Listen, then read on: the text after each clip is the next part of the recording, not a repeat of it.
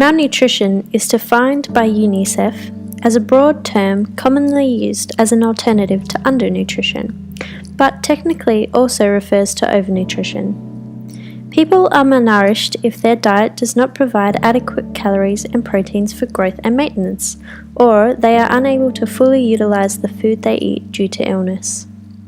They are also malnourished if they consume too many calories. This is known as overnutrition. Malnutrition can be divided into two subcategories. The first category is undernutrition, which has health effects such as stunting, wasting, underweight, and micronutrient deficiencies or insufficiencies. The second category is overnutrients, which has health side effects such as overweight, obesity, and diet-related non-communicable diseases such as heart disease, stroke, diabetes, and cancer. As mentioned before, stunting is one of the health side effects of undernutrition. This is when a child is quite short for their age. Stunting affects a child's ability to grow and develop properly.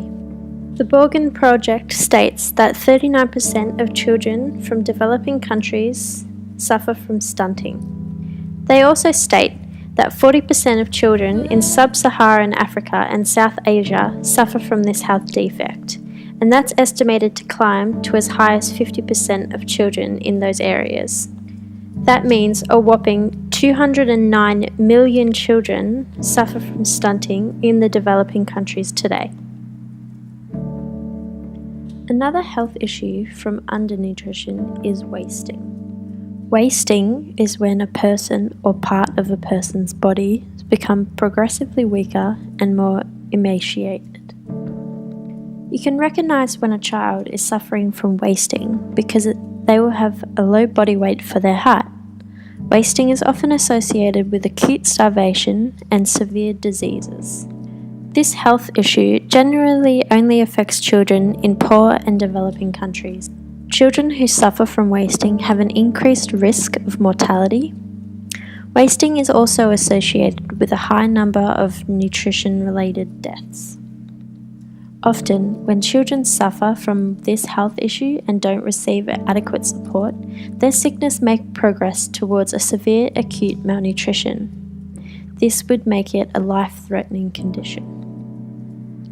Another health issue associated with undernutrition is micronutrient deficiencies.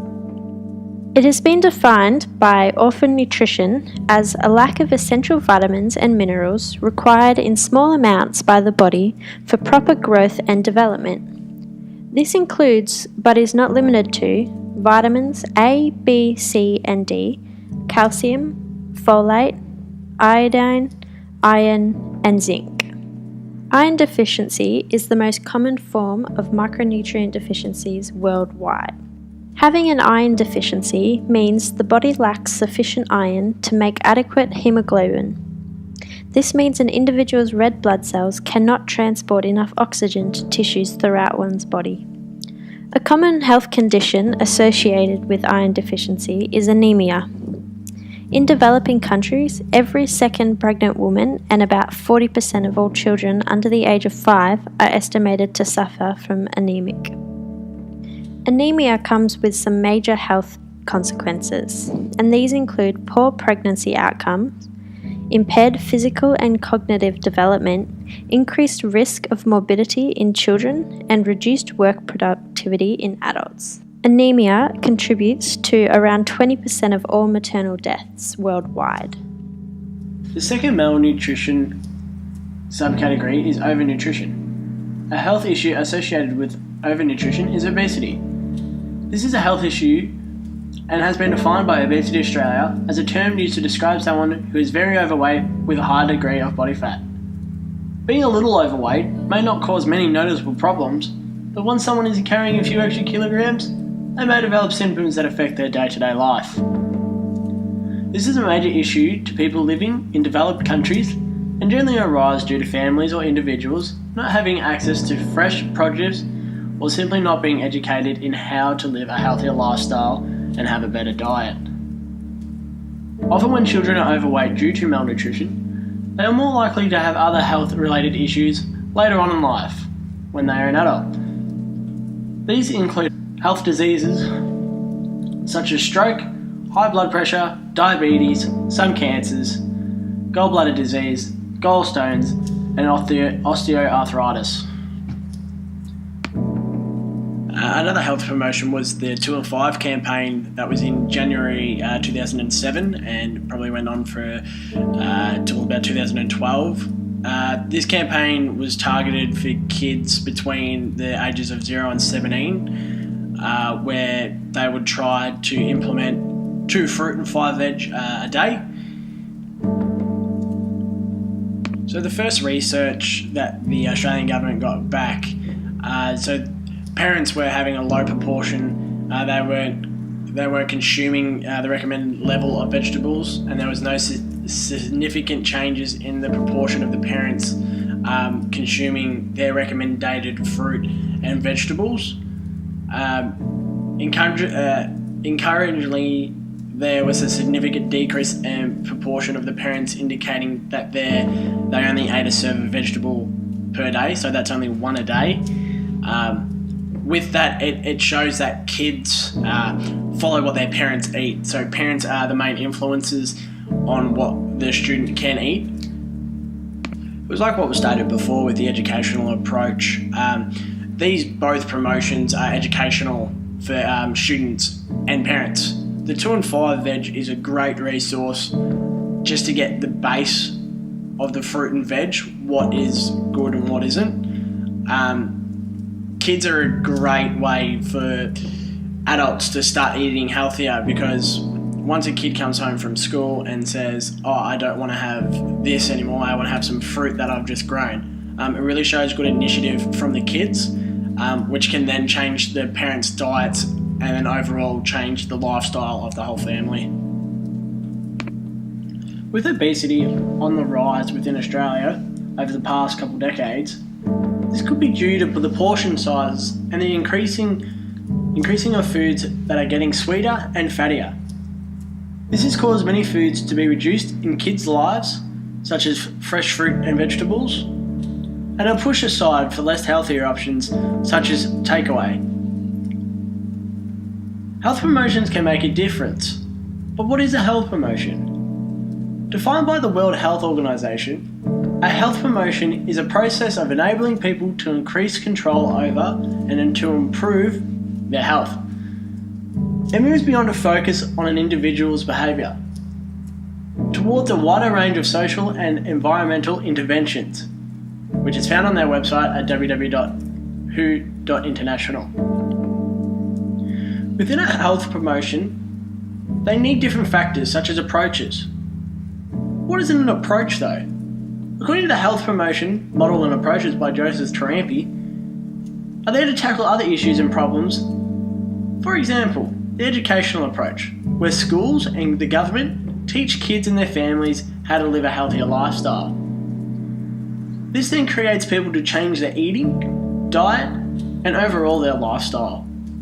Other approaches such as mental and prevention, behavioural change, and social change are all approaches which governments can come together to promote health. Here are some initiatives or promotions in Australia.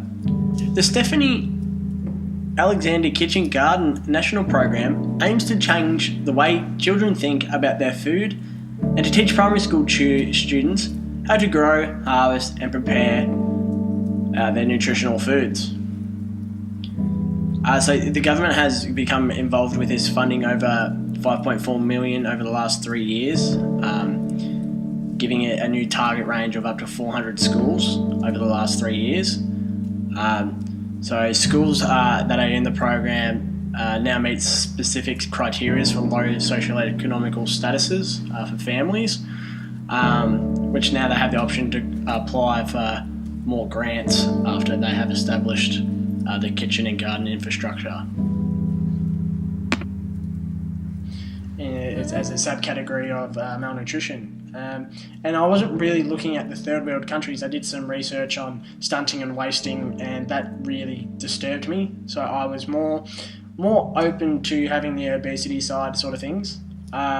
Being a subcategory of that, I believe that it hits you pretty hard as well, because you can't see it developing right in front of your eyes. And being a teacher, well, hopefully being a teacher later on in life, that we really have to develop these children into a healthier lifestyle. So by that, we have to teach them with those promotions, such as the Stephanie Garden one, with the way that the government has really stepped in, and it's really proven to kids that you can grow things and you can have a healthier lifestyle, and you can change your parents' lifestyle as well. They can see their kids coming back from school with these fruit and vegetables, even if they are in a socio-economical area. And it's not only that, they teach the parents how they can change their own lifestyle, and that really helped me hopefully teach kids later on in life how this is not the way that you want this. You don't want to have these diseases such as stroke and high blood pressure. It's how you want to do that, and how you can prove to your parents that, Mum, Dad, these are not the right foods to eat, and how they can lessen the burden of these diseases. Yeah, it can help them, but it also can help other generations. It's not a monkey see, monkey do situation, and that's what most of my research came about, where the parents were there to really, they were the main instigators, and they would rub off their habits from them to their kids, and that's something that I will take with me to schools and use these promotions to hopefully lessen other students as well, not just in that grade, but hopefully at a primary school we can develop more healthier, fresh food so they can eat it at lunch and at recess and whatnot. But yeah, that's my thoughts. So hope you enjoy the presentation. So I looked more at the undernutrition side of malnutrition, and I personally think that it is a huge global health issue at the moment, because it affects so many countries, and every country suffers from some form of malnutrition or another. I think personally within Australia we see less, within undernutrition we see less stunting and wasting, but more problems within micronutrient deficiencies. And I think that's because a lot of the time people have food allergies and intolerances, so like lactose intolerant or like celiac, and they can't eat certain foods, so they're lacking in a lot of nutrients. I think also individuals with eating disorders comes to play, and means that a lot of people, because of these eating disorders, are lacking nutrients and lacking specific vitamins and minerals out of their diet. And I think as an education professional, we will come across these kids, and we will need to learn how to help them and how to support them, and see it as an actual health issue that we need to respond to professionally and be by their side supporting them. Globally, it's obvious it's such an issue, especially in third world countries, because of their limited access to fresh produce and fresh water. And like the World Food Programme put out some statistics, and